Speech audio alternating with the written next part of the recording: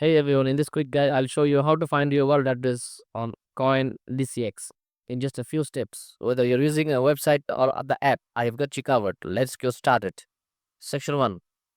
First, log into your CoinDCX account. Now click on Funds in the top right corner.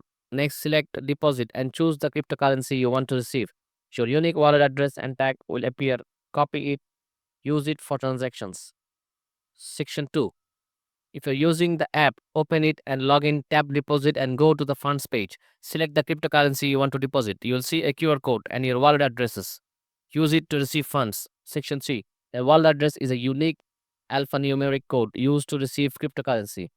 Each cryptocurrency has its own address. So make sure you use the correct one for your transactions. And that is it. Now you know how to find your wallet address on CoinDCX. If this video helped you out, don't forget to like and subscribe for more quick guides and tutorials. I'll see you in the next one.